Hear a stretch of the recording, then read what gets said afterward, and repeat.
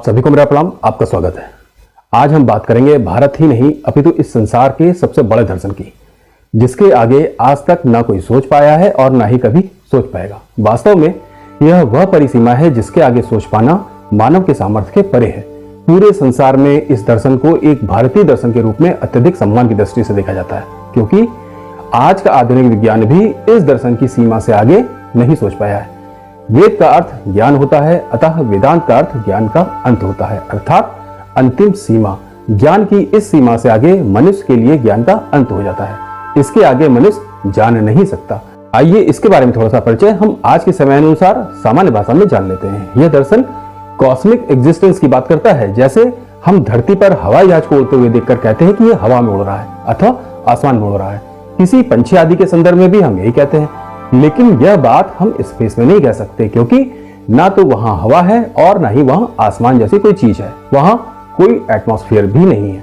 किंतु अब इसके बाद में भी यह सौर मंडल अर्थात ग्रह आदि, तारे आदि कहाँ एग्जिस्ट कर रहे हैं, आखिर इन्हें किसने थाम रखा है, यह कहाँ गति कर रहे हैं, उसका आधार क्या है, उसको यह दर्शन ब्रह्म नाम से संबोधित करता है। यह ब्रह्म कोई पुरुष नहीं है, कोई वस्तु अथवा चीज भी नहीं है। अच्छा, यहाँ पर एक प्रश्न यह भी उठता है कि आखिर इसे सभी को क्यों जानना चाहिए। तो क्या आपने कभी एक छोटे से शिशु को देखा है? वह भी अपने चारों ओर की हर वस्तु को बड़े कौतूहल से देखता है और उन सभी को जानने का प्रयत्न करता है। यह मानव का मूल स्वभाव है कि वह हर ज्ञान को प्राप्त करना चाहता है, सब कुछ जानना चाहता है, और अपने अस्तित्व के विषय में तो यह और भी महत्वपूर्ण हो जाता है।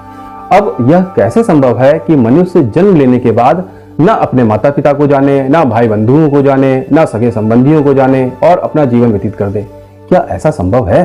किंतु जब मनुष्य अपने अस्तित्व से जुड़े इन सभी मूल आधारों को जानता है, तब उसके ज्ञान और सामर्थ्य में वृद्धि होती है और वह अपने लक्ष्यों के प्रति अधिक कुशल और समर्पित हो जाता है। बस इसी ज्ञान और सामर्थ्य का विस्तार है यह वेदांत। आखिर हम इस पृथ्वी ग्रह पर क्या कर रहे हैं, कहां से आए हैं, हमारा जन्म कैसे हुआ, हमारे ग्रह का जन्म कैसे हुआ, यह सब ज्ञान का ही तो विषय है, जिनका संबंध निश्चित रूप से हमारे अस्तित्व से ही है। इन सभी बातों को जान लेने के बाद संपूर्ण मानव सभ्यता और अधिक ज्ञानपूर्वक, विवेकपूर्ण और सामर्थ्य अनुसार आवश्यक कार्यों में लग सकती है। इस दर्शन का सबसे अधिक महत्व इस बात से है कि इस दर्शन के कारण संपूर्ण मानव सभ्यता में एक के भाव उत्पन्न होता है, अर्थात एकता का भाव, और मनुष्य नित्य एवं अनित्य वस्तुओं के बारे में परम ज्ञान से परिपूर्ण हो जाता है। ब्रह्मसूत्र की रचना महर्षि बादरायण ने की थी, जो कि वेदांत का मूल ग्रंथ है। आचार्य शंकराचार्य ने इसी पर अपना भाष्य लिखा है, जिसे अद्वैत वेदांत के नाम से जाना जाता है। अद्वैत का अर्थ है जो दो नहीं है, अर्थात एक ही है, और यह जो एक है वह ब्रह्म है। ब्रह्म सत्यम जगन मिथ्या जीवो ब्रह्म न परा, अर्थात ब्रह्म ही सत्य है और यह जगत मिथ्या है, और ब्रह्म और जीव में कोई भिन्नता नहीं है, अर्थात वह एक ही है। किंतु यहाँ पर जो मिथ्या शब्द लिया गया है, उस मिथ्या का अर्थ झूठ अथवा असत्य नहीं होता। मिथ्या का अर्थ यह होता है जो जैसा दिख रहा है वह तो सत्य है, किंतु फिर भी सत्य स्वरूप में यह वास्तव में वैसा नहीं है। उदाहरण के लिए, यदि कोई सूरज के आकार के संबंध में कहे कि वह एक सिक्के के बराबर है, और हम यह प्रमाण के रूप में साक्षात देख भी सकते हैं, वास्तव में उसका आकार लगभग 1 रुपए के सिक्के के आकार का ही दिखाई देता है, किंतु हम यह जानते हैं कि वास्तव में उसका आकार उतना नहीं है जितना हमें दिखाई दे रहा है। इस दर्शन में मुख्य रूप से ब्रह्म क्या है, आत्मा क्या है, और ब्रह्म तथा आत्मा के मध्य क्या संबंध है, माया क्या है, जगत क्या है, वेद धर्म का अधिकारी कौन है, सत्य क्या है, इसके बारे में बताया गया है। तो आज हम ब्रह्म क्या है इस पर बात करेंगे। आचार्य शंकराचार्य ने ब्रह्म को सत्य कहा है। सत्य का अर्थ अस्तित्व होता है। यह सत्य शब्द से भिन्न है। सत्य अर्थात जो सदा अस्तित्व में रहने वाला है। ब्रह्म शब्द संस्कृत की बृहद धातु से बना है, जिसका अर्थ सदा बढ़ते रहने से होता है। इसीलिए यह ब्रह्म अनंत है, ना इसका कोई आदि है और ना ही कोई अंत है। इसके पहले भी कुछ नहीं है और इसके अंत में भी कुछ नहीं, और केवल यही सदा अस्तित्व में रहने वाला है। इसका कोई आकार भी नहीं है। अस्तित्व रूप में यह विभु है, अर्थात सर्वव्यापक है, सर्वत्र व्याप्त है। यह परिवर्तनशील नहीं है। आचार्य शंकराचार्य के अनुसार जिसमें परिवर्तन आ गया वह सत्य नहीं हो सकता। सत्य केवल वही हो सकता है जो भूत, वर्तमान और भविष्य तीनों कालों में सत्य हो। और तीनों कालों में सत्य हो, इसका क्या अर्थ है कि उसे कोई बाधित भी नहीं कर सकता, अतः वह किसी रूप में बाधित भी नहीं है, और उसमें कोई विकार भी नहीं है, और ना ही कभी विकार आ सकता है।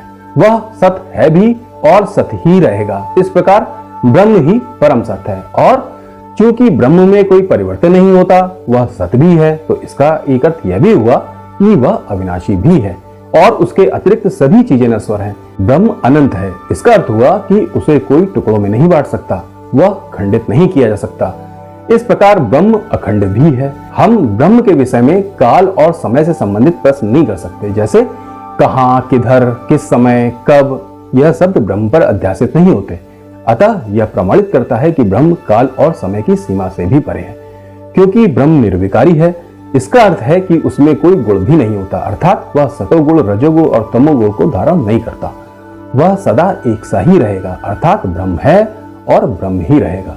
ब्रह्म का वर्णन किसी भी भाषा में नहीं किया जा सकता। वह भाषा की सीमा से परे है। किसी भाषा में इतना सामर्थ्य नहीं कि वह उसको व्यक्त कर सके। यहाँ तक कि वेद भी ब्रह्म के संबंध में नीति का उदाहरण देते हैं, अर्थात यह भी नहीं, यह भी नहीं। यदि कोई हमसे पूछे कि क्या यह ब्रह्म है, तो हम यही कहेंगे कि यह ब्रह्म नहीं है। अतः ब्रह्म निर्वचनीय है। उसका वर्णन नहीं किया जा सकता, उसका केवल अनुभव किया जा सकता है। उसकी मात्र अनुभूति ही हो सकती है। और चूंकि ब्रह्म निर्वचनीय है, इसका अर्थ है कि वह एक ही है, उसकी तुलना नहीं की जा सकती। अन्यथा हम यह कह सकते थे कि ब्रह्म उसकी तरह है अथवा इसकी तरह है। हम यह जानते हैं कि हम अपनी खाई हुई खीर का स्वाद भी किसी को बता नहीं सकते और ना ही कोई जान सकता है।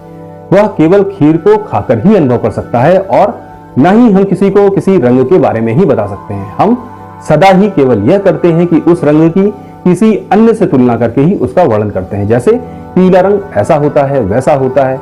यदि हमें तुलना करने से रोक दिया जाए तो हम यह भी नहीं बता सकते कि पीला रंग कैसा होता है। ठीक उसी प्रकार ब्रह्म भी निर्वचनीय है और उसका वर्णन नहीं किया जा सकता, क्योंकि आप उसकी तुलना नहीं कर सकते, क्योंकि उसके जैसा दूसरा कोई है ही नहीं। यदि होता तो ब्रह्म अनंत भी नहीं होता, क्योंकि यदि उसकी जैसी कोई चीज होती तो उसकी सीमाएं बट जाती। एक के समाप्त होने के बाद में दूसरे का आरंभ होता। अतः ब्रह्म असीमित नहीं होता, ना तो अखंड होता, ना अनंत होता और ना ही निर्वचनीय ही होता। ब्रह्म निर्गुण होते हुए भी स्वयं को सर्वत्र व्यक्त करता है। उसके पास अपने आप को व्यक्त करने की शक्ति है, और जो स्वयं को व्यक्त कर सकता है उसे चित्त कहते हैं। चित्त का अर्थ चैतन्य होता है। यह चित्त शब्द से भिन्न है, अतः ब्रह्म चैतन्य भी है। अब चूंकि हम देखते हैं कि अन्य चीजें भी अस्तित्व में विद्वान है, इसका अर्थ है कि इसका कारण निश्चित ही ब्रह्म ही है, क्योंकि एकमात्र वही है जो सत है और चित्त भी है। अतः यह ब्रह्म ही है जो स्वयं को प्रकट कर रहा है। ब्रह्म के अतिरिक्त इन चीजों को कोई अन्य प्रकट कर ही नहीं सकता।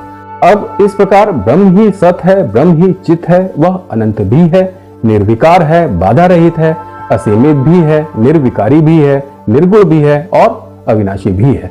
अतः यह ब्रह्म स्वयं में परिपूर्ण है और यह भव्य परिपूर्णता तो आनंद का विषय है। अतः ब्रह्म सत भी है, चित्त भी है और आनंद भी है। अतः ब्रह्म ही सच्चिदानंद है और एकमात्र ब्रह्म ही है जो जानने योग्य है।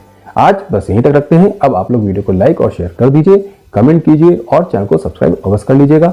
जय हिंद, वंदे मातरम।